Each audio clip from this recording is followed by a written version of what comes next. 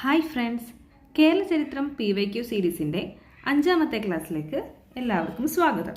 2021 മുതൽ 2024 വരെ കേരള ചരിത്രത്തിലെ PSC ചോദിച്ചിട്ടുള്ള ഒരുവിധം എല്ലാ ചോദ്യങ്ങളുമാണ് നമ്മൾ ഈ ഒരു സീരീസിലൂടെ നോക്കിപ്പോകുന്നത്. അപ്പോൾ നമുക്ക് വൈകാതെ നമ്മുടെ ചോദ്യങ്ങളിലോട്ട് കടക്കാം. നവോത്ഥാന ചിന്തകരും യഥാർത്ഥ പേരുകളും താഴെ തന്നിരിക്കുന്നു. ശരിയായ ഉത്തരം കണ്ടെത്തുക. ബ്രഹ്മാനന്ദ ശിവയോഗി, നേരെ വാഗ്ഭടാനന്ദൻ, തൈക്കാടയ്യ, സുബ്ബരായർ, ചിന്മയാനന്ദ സ്വാമികൾ, ബാലകൃഷ്ണ മേനോൻ. നവോത്ഥാന ചിന്തകരുടെ പേര് തന്നിട്ടുണ്ട്. അവിടെ യഥാർത്ഥ പേരാണ് തൊട്ട് സൈഡിൽ കൊടുത്തിട്ടുള്ളത്. ഇപ്പോൾ ഇവിടെ ശരിയായിട്ട് വരുന്ന ഉത്തരം ഏതാന്ന് വെച്ചാൽ ഓപ്ഷൻ ഡി ആണ്. 2ഉം 3ഉമാണ് ശരി.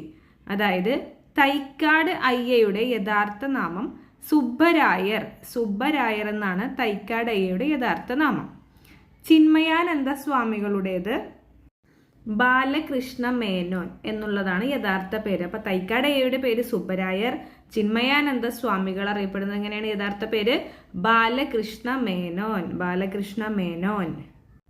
അടുത്ത ചോദ്യം, മലയാളി മെമ്മോറിയലുമായി ബന്ധപ്പെട്ട് തന്നിരിക്കുന്ന പ്രസ്താവനകളിൽ ശരിയായ ജോഡി തിരഞ്ഞെടുക്കുക. ഒന്നാമത്തെ പ്രസ്താവന, തിരുവിതാംകൂറിലെ ഉന്നത ഉദ്യോഗങ്ങളിൽ തമിഴ് ബ്രാഹ്മണർ വഹിച്ചിരുന്ന അപ്രമാദിത്വത്തിനെതിരെ 10,000-ൽ അധികം പേർ ഒപ്പിട്ട ഭീമ ഹർജി മഹാരാജാവിന് സമർപ്പിച്ചു. 2, ഡോക്ടർ പൽപ്പുവിൻ്റെ മലയാളി മെമ്മോറിയലിന് നേതൃത്വം കൊടുത്തത്. പൽപ്പുവാണ് മലയാളി മെമ്മോറിയലിന് നേതൃത്വം കൊടുത്തത്. 3, 1891-ലാണ് മലയാളി മെമ്മോറിയൽ സമർപ്പിച്ചത്. അപ്പോൾ ഇവിടെ ഉത്തരം വരുന്നത് ഓപ്ഷൻ ഡി ആണ്. 1ഉം 3ഉമാണ് ശരി. മലയാളി മെമ്മോറിയലുമായിട്ട് വരുന്ന ശരിയായ പ്രസ്താവനയാണ് ചോദിച്ചിരിക്കുന്നത്.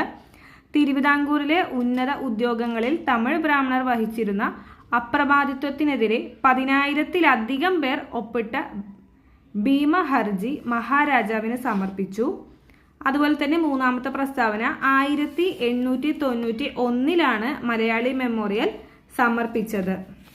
ബാരിസ്റ്റർ GP പിള്ളയുടെ നേതൃത്വത്തിൽ 10,028 പേരാണ് ഒപ്പുവെച്ചത്. കയ്യൂർ സമരത്തിൽ പങ്കെടുത്ത നേതാക്കൾ ഉൾപ്പെടുന്ന ഉത്തരം കണ്ടെത്തുക. Option A, Kunhambu Nair, Chirukandan, KCS മണി. ഈ 3 പേരാണ് തന്നിട്ടുള്ളത്. കയ്യൂർ സമരത്തിൽ പങ്കെടുത്ത നേതാക്കൾ ആരാണെന്നാണ് ഉത്തരം. ഓപ്ഷൻ ബി ആണ്. കുഞ്ഞമ്പു നായരും